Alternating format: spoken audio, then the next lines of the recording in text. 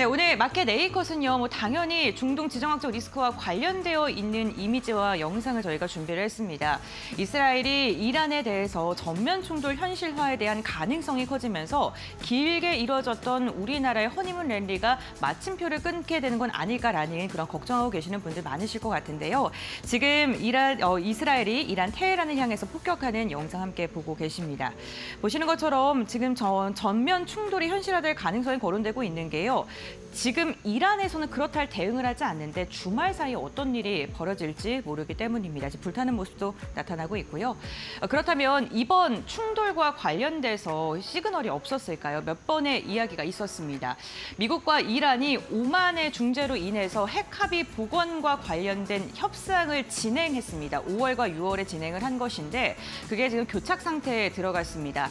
미국에서 굉장히 강경하게요. 우라늄 농축 중단 없이는 우리가 합의할 수 없다라고 이야기를 했고 이란에서는 그것에 대해서 맞춰줄 그러할 이야기가 없다라고 말을 하고 있는 상황입니다.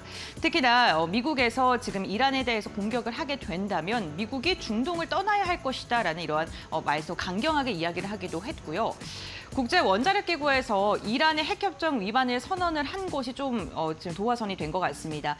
중동 지역의 미군 기지를 공격하겠다. 그리고 핵 비확산 협정에 탈퇴를 하겠다라고 강경한 입장을 내비치면서 트럼프가 미국에 지금 이스라엘에 있는 사람들, 중동에 있는 사람들 다 다시금 나와라라고 그러한 이야기를 하기도 했죠. 특히나 어젯밤에 트럼프 대통령은요. 이스라엘이 곧 이란 핵시설을 타격할 수 있다라고 이야기를 하기도 했고요. 중동 주재 인력이 철수해야 된다라고 이야기를 하면서 전쟁에 대한 시그널을 조금 내비치기도 했습니다.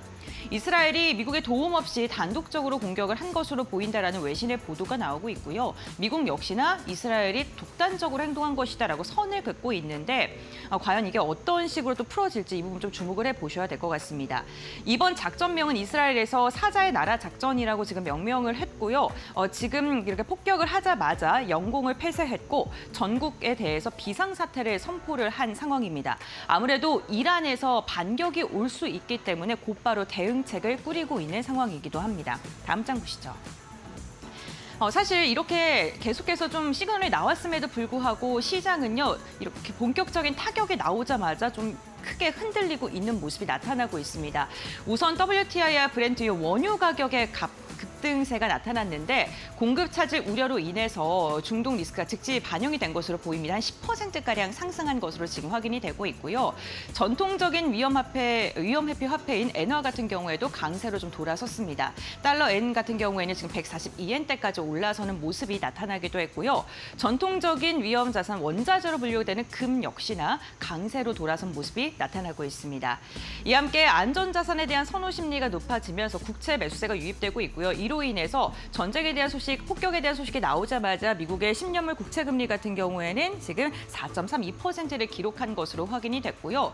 지금 전쟁이 났을 때 미국이 정규장이 개시가 된 게 아니기 때문에 선물 지수가 좀 강하게 좀 변동되는 모습이 나타났습니다. S&P 500 선물 같은 경우에는 하락으로 돌아서면서 위험 자산의 이탈 흐름이 뚜렷한 것으로 확인이 됐습니다. 다만 가상화폐 같은 경우 좀 혼조세가 펼쳐지는 모습이 특징적이었는데요. 디지털 안전자산으로 최근에 좀 부각을 받고 있는데 현재까지는 비트코인이나 이런 부분은 좀 하락으로 움직임이 나타나고 있다는 점도 체크를 해보시면 좋을 것 같습니다. 이것만 보도 명확하죠. 안전자산에 대한 선호 심리가 높아지고 있다는 거요.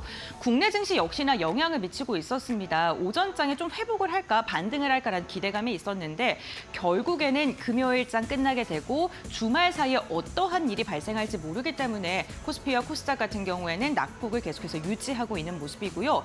특징적인 게 코스닥에서는 기관의 매도세가 그리고 코스피에서는 기관의 매도세가 코스닥에서는 외국인의 매도세가 눈에 띄는 흐름입니다. 그렇다면 전쟁이 만약에 주말 사이 확전이 된다면 우리는 어떻게 좀 대응을 해야 될까요? 수혜 업종과 피해 업종을 저희가 나눠봤습니다. 대표적으로 오늘 시장이 흔들리는 가운데서도 주목받는 기업들이기도 하고요. 방산 빼놓을 수가 없겠죠. 전면전에 나서게 된다면 미사일과 같은 방위 산업에 대한 수요가 늘어날 수밖에 없기 때문에 이 부분 주목을 해보셔야 될 것 같고요. 아무래도 이번에 지정학적 리스크가 중동에서 발발을 한 거라서 정유에 대한 기대감도 커지고 있는 상황입니다. 국제 유가가 급등했다는 점, 주가에 바로 반영될 수 있다는 점 체크해 보시면 좋을 것 같습니다. 이와 함께 호르무즈 해협에 대한 리스크도 커지기 때문에 해상 물류 운임이 또 높아질 수 있다라는 전망이 나오고 있습니다. 이게 다 전쟁이 확전됐을 때고요. 그렇게 된다면 당연히 LNG 선박과 관련된 기업들뿐만 아니라 페노션과 같은 기업들 좀 체크를 해보셔야 될 것 같습니다. 물동량과 관련된 기업들 확인해 보시면 좋을 것 같고요. 그리고 이번에 드론과 관련된 이야기가 또 나오더라고요. 위성이라든가 보안 같은 부분도 좀 체크해 보시면 좋을 것 같습니다. 반면에 피해 업종도 명확합니다. 오늘 시장에서도 하방 압력을 크게 받고 있는데 당연히 항공과 여행 관련된 그러한 업종분들에 속해 있는 종목들은 유의를 해주셔야 될 것 같고요. 특히 중동의 수주가 좀 지연될 것이라고 우려가 되는 건설이라든가 플랜트 관련된 기업들도 한 걸음 떨어져서 보려는 시도가 있어야 될 것 같습니다.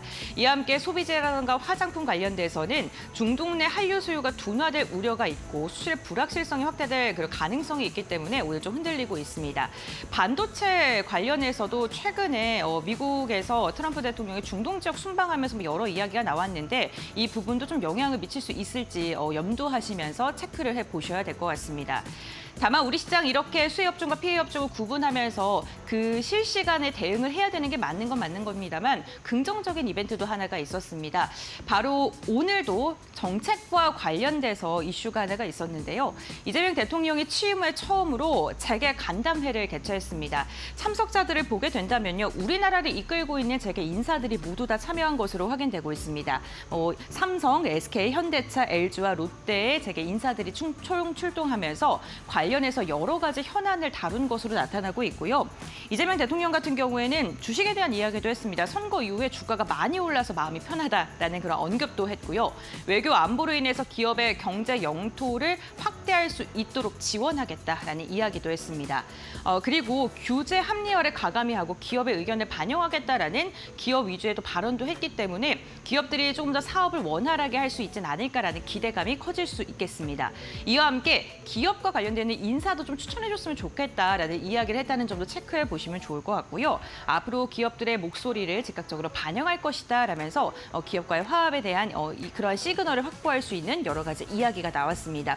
결국에는 이와 관련돼서 여러 가지 정책안들로 확산되게 된다면 국내 증시 정책 기대감이 있는 기업들은 또 눈여겨봐도 되지 않을까라는 생각을 하게 됩니다. 지금 시장은 이 부분을 좀 주목을 하고 있습니다. 대내적으로는 긍정적인 이슈가 있습니다. 정책이 조금 더 잘 가게 된다면 정책 관련된 기업들은 더 봐야 되는 게 아니냐라는 기대감이 나오고 있습니다만 중동 전쟁이 주말 사이에 확전이 되게 된다면 당연히 수출 수급에 대한 충격 우려가 시장을 흔들 수가 있고요. 글로벌 자산 자체, 특히나 지정학적 리스크에 굉장히 민감한 외국인들의 수급 이탈이 시장을 또 하방으로 이끌진 않을까라는 우려가 나올 수밖에 없습니다. 대외적인 리스크와 대내적인 기대감이 지금 힘겨루기를 하고 있는 상황인데 과연 허니문 랠리 이후에 처음으로 하락세로 돌아선 우리 증시가 리스크 테스트를 쉽게 통과할 수 있을지 이 부분 체크를 해보셔야 될 것 같습니다. 결국에는 시장에서는요 이렇게 바라보고 있는 것 같습니다. 중동의 확정 여부가 시장의 방향성을 결정할 것이다. 주말 사이 중동 전쟁과 관련된 중동 폭격과 관련된 이야기 좀 꼼꼼하게 확인을 해보셔야 될 것 같고 월요일장에도 예측보다는 대응하는 장세로 시장을 임하셔야 될 것 같습니다.